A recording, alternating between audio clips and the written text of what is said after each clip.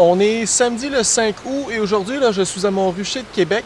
Ça fait 3 semaines que je suis pas venu ici. Les températures n'ont pas été idéales. Il y avait quand même... il faisait pas froid en tant que tel, mais c'était plus frais, c'était pluvieux, c'était nuageux. La dernière fois que je suis venu, j'avais une colonie qui était extrêmement faible dans laquelle j'ai transféré des œufs et des abeilles. J'avais une colonie qui allait quand même bien au bout, qui relevait d'une division. Et la colonie du centre était une colonie particulièrement forte, qui démontrait pas encore des signes d'essaimage, mais j'avais quand même des doutes à ce moment-là. Donc aujourd'hui, normalement, je m'attends à trouver une reine qui pond à la colonie du bout, qui n'était pas là la dernière fois, donc c'est pour ça que j'avais transféré des œufs et des abeilles. L'autre colonie, je m'attends à ce que la reine soit encore en train de pondre et qu'elle occupe finalement l'entièreté de la ruche et qu'elle commence à accumuler dans la hausse au-delà de la grille à reine. Et au niveau de ma colonie extrêmement forte, je m'attends que les deux hausses soient maintenant pleines de miel et qu'en bas, il y a encore énormément de population. Donc, je vais valider s'il y a eu des signes d'essaimage, s'il y a eu un essaim. À l'intérieur de 3 semaines, ça se peut très bien qu'il y en ait eu un, mais les températures, à mon avis, n'ont pas été suffisamment adéquates pour que ça se passe. Donc, on y va. Je ne sais pas du tout à quoi m'attendre. Alors, je vais commencer avec la colonie faible qui n'avait pas de reine. Moi, je m'attends d'en trouver une qui pond présentement. Je ne penserais pas avoir de couvain operculé encore tout à fait, mais ça reste limite, ce serait possible. Bon, ça, c'est du miel qui a été accumulé par la colonie avant la division. On va le voir si ça commence à être operculé. Alors, j'ai un petit peu de miel operculé dans l'eau, mais le reste, c'est vidé. Je pense que ça a été consommé. Miel operculé dans le haut encore. Tout le reste est vide. Donc le problème que j'ai potentiellement, c'est que la reine va pouvoir pondre dans ces espaces vides-là. Initialement, c'était du nectar. Et là, ça s'est tranquillement pas vite vidé. Miel operculé. Donc, je ne semble pas avoir d'œufs pour l'instant. On va aller voir en dessous si je peux en trouver.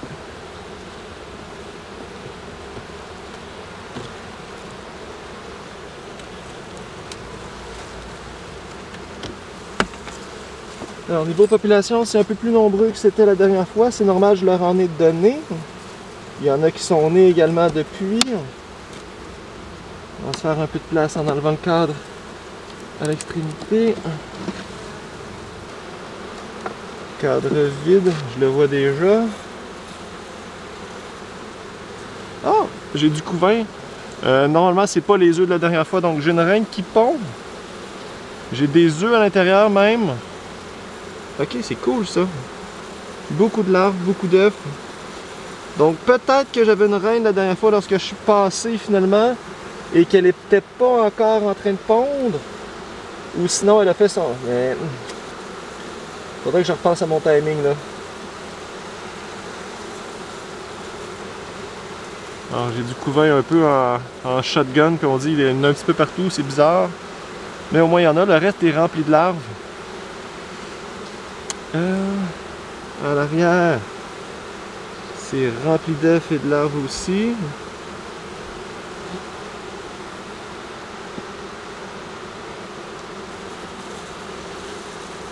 Genre, solide face de couvain. Ok. Le timing est bizarre, mais ça me semble être correct pareil, là. Ah, fichtre.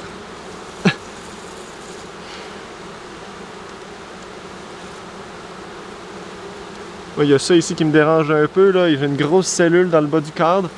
Je vais aller valider si c'est la seule. Ça peut me laisser penser que c'est une cellule de succession. On va aller voir ailleurs. La colonie est quand même faible pour faire une division. J'irai pas là.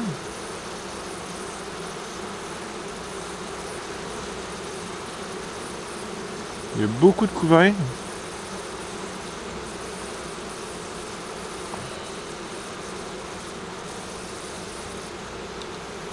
Il y a des œufs en masse.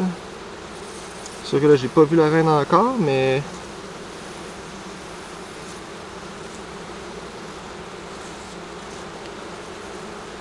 Ouais, cette colonie-là va vraiment mieux qu'elle allait.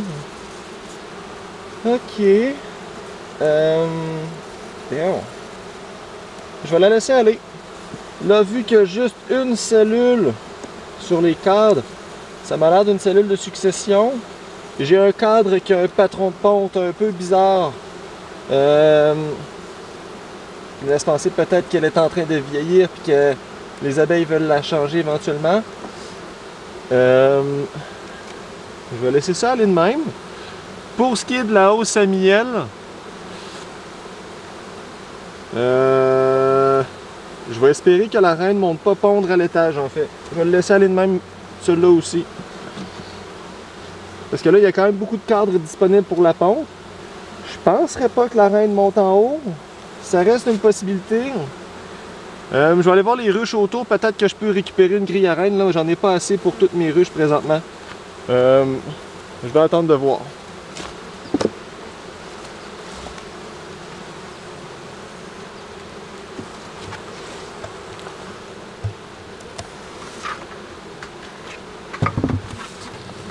Je vais poursuivre avec la ruche qui provient de la division. Donc c'est la reine de la colonie faible. La dernière fois... Ah, d'autres fourmis. Ah, des petites fourmis noires bizarres, ça. Ah, bizarre. Ok. Donc la dernière fois, cette colonie-là, elle est quand même bien. J'étais venu récupérer des œufs et des abeilles pour donner à la colonie faible. Donc là, je vais aller valider l'utilisation de la hausse à miel et l'utilisation de la ruche du bas suite à ce retrait de population. Alors, au niveau de la hausse à miel, j'ai plusieurs cadres qui ne sont pas utilisés. J'en ai 2 ou 3 ici au centre qui sont quand même bien avancés que je vais aller inspecter.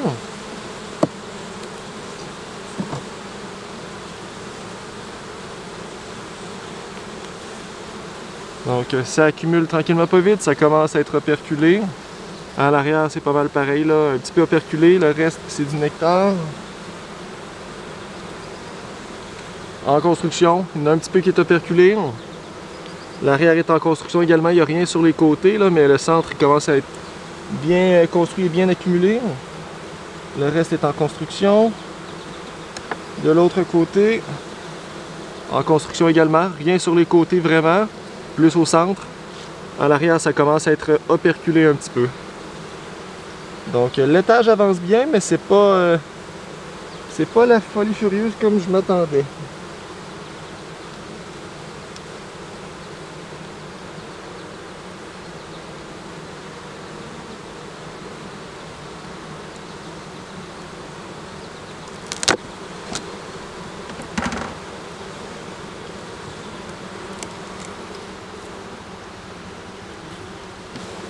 Pour ce qui est de la colonie, je vais aller valider le dessous s'il y a des signes de sémage.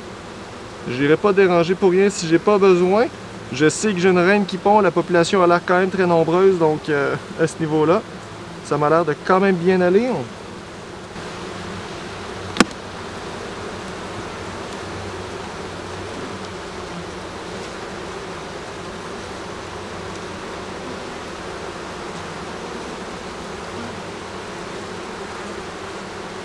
Alors, au niveau des signes de sémage, ça m'apparaît assez tranquille. Là, c'est sûr que là, j'ai pas encore mis de fumée.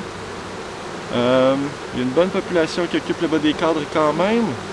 Je vais aller en fumer puis voir de quoi ça a l'air sous les abeilles.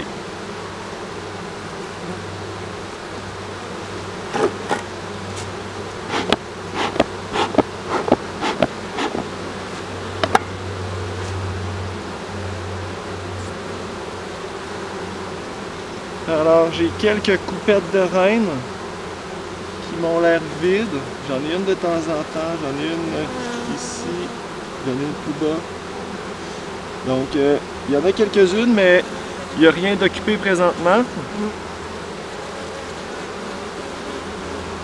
Alors, ce que je vais faire, je vais refermer la colonie, remettre la hausse à miel avec la grille à reine. Là, ça fonctionne. Cette colonie va assez bien, j'ai pas besoin de les fouiller plus en profondeur.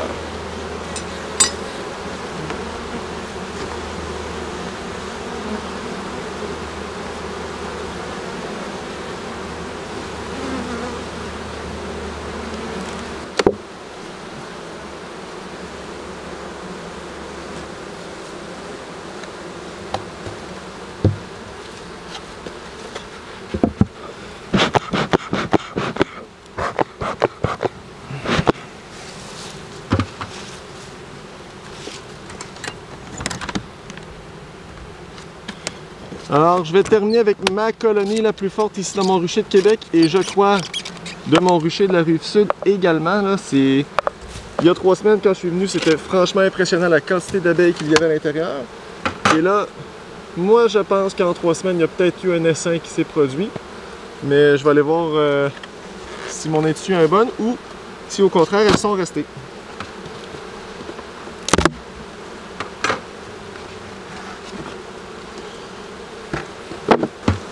Alors, quand j'étais venu, la hausse à miel du haut était inoccupée.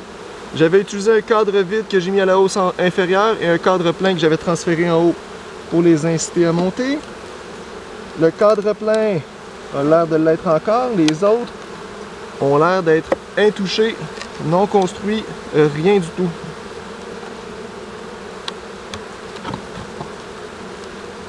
Alors, il y a peut-être à peine une ébauche de cire là, sur la longueur du cadre en blanc, mais sinon là, c'est absolument vide.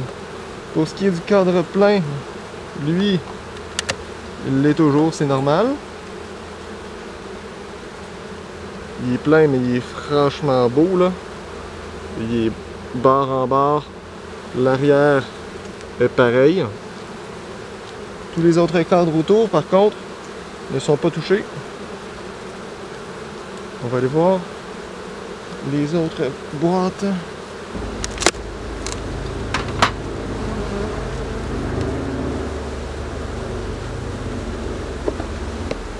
Le cadre vide que je leur avais donné.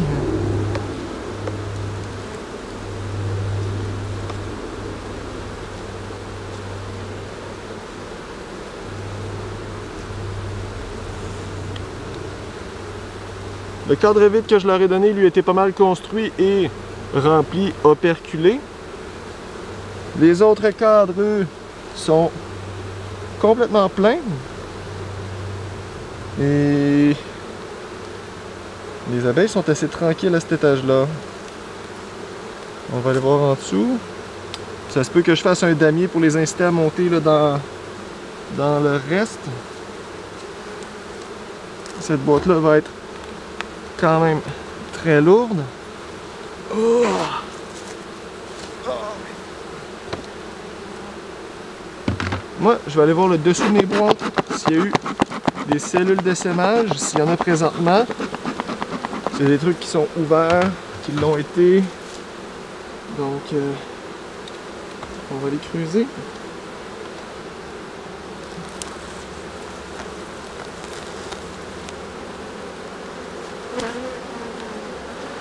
Alors, étonnamment, niveau cellules d'essaimage, j'ai pas rien qui a l'air d'avoir été vraiment mené à terme. J'ai encore de nombreuses coupettes qui sont un petit peu partout.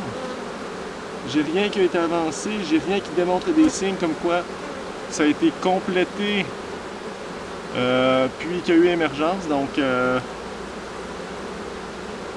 du moins pas à cet étage-là. Je vais aller voir en dessous, mais ça me semble être encore une colonie extrêmement forte.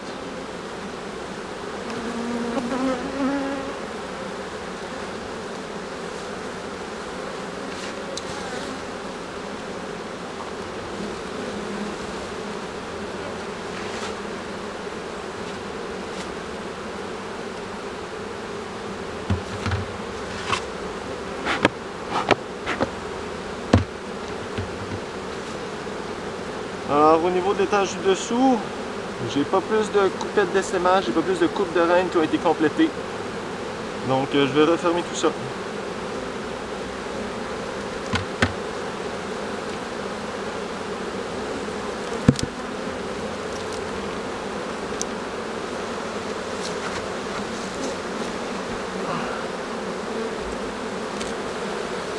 Parfait. Pour les hausses du bas, je vais laisser ça aller. La colonie est dans une forme exceptionnelle. Par contre, pour les hausses à miel, la hausse qui était pleine, je vais la mettre sur le dessus. Et la hausse qui a seulement un cadre plein, je vais la mettre en sandwich pour qu'elle soit la première accessible. Parce que l'autre, en étant pleine, il n'y a plus d'espace de stockage. On va essayer ça de même pour voir si elles vont la construire puis stocker dedans.